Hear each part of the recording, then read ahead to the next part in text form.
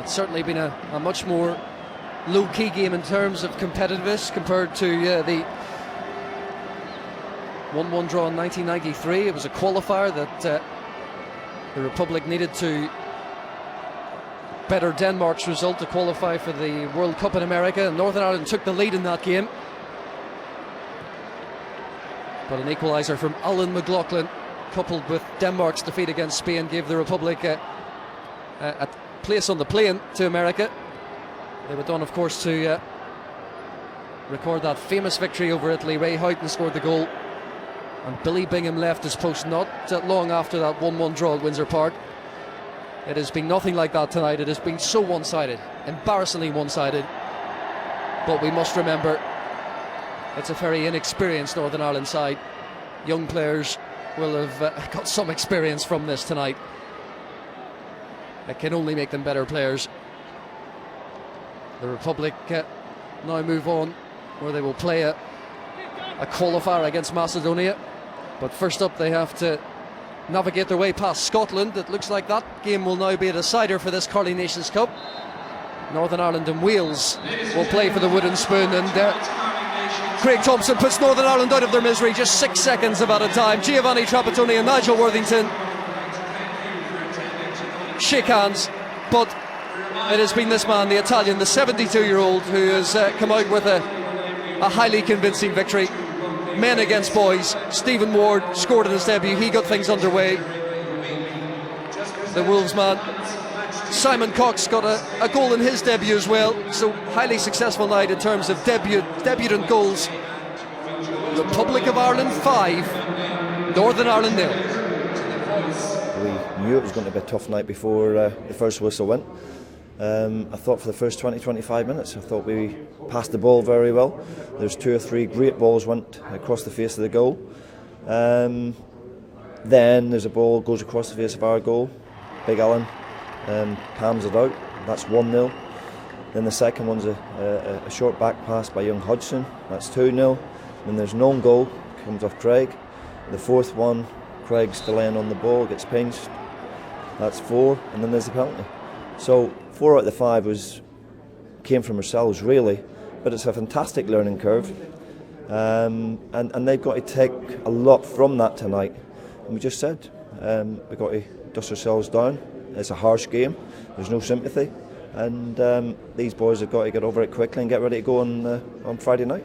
Before, we don't know which team we could put in the picture because we had many missing. And also 2 or 3 injury, 5 players was new players, and the first time they played together. I think the first half we saw a very beautiful football. One of the big talking points, controversial talking points in the build-up to this game has been the perceived poaching of Northern Ireland's players by the Republic of Ireland. As the head coach, what are your thoughts on that subject? That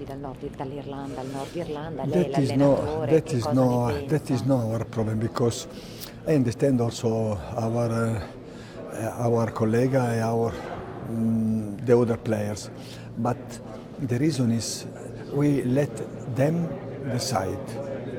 There are the UEFA, the rules. I think it's better the federation, the FIFA can clarify these rules.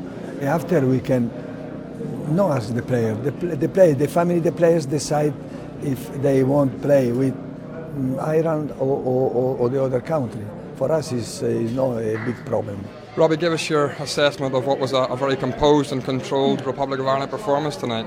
Yeah, it was. I mean, if you look at the 11 players out there, it wouldn't be kind of your team that you'd pick, in recent months. But the new players that came in, I thought were exceptional. And the two lads made their debut, scored as well. So that's always nice. I think it was a good, convincing performance. But the way we controlled the game I thought was brilliant. So a convincing win for us.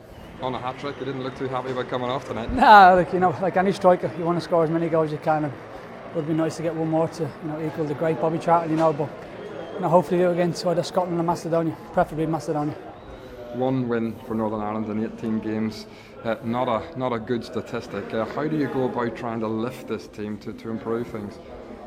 I think it's friendly games, Stephen, we're talking about, and it's a different story when all the lads are here and everyone's at it and everyone is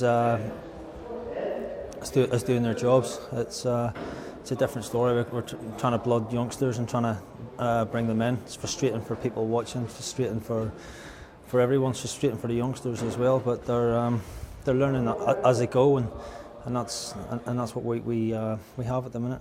For young players, I suppose it's all about winning and losing and how to react to that.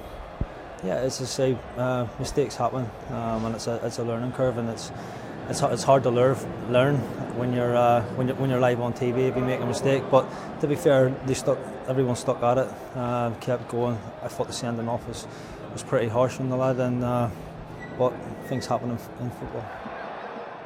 Well, Nigel Worthington's heaviest defeat as Northern Ireland manager. Jim, it wasn't pretty, I have to say, for Northern Ireland.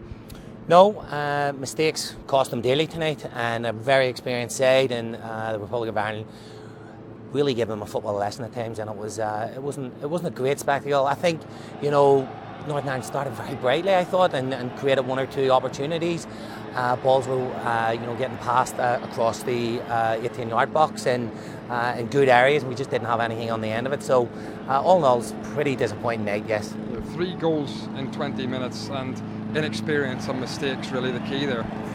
Yeah, and ricochets are falling to their lads, and they're obviously simple goals, simple opportunities. The own goals, unfortunately, could have gone anywhere. It's hit off Craig and it's gone into the net. So from that point of view, a little bit unlucky. But all in all, I just thought Republic played very well on the night, controlled possession, dominated midfield, and again, went out easy winners.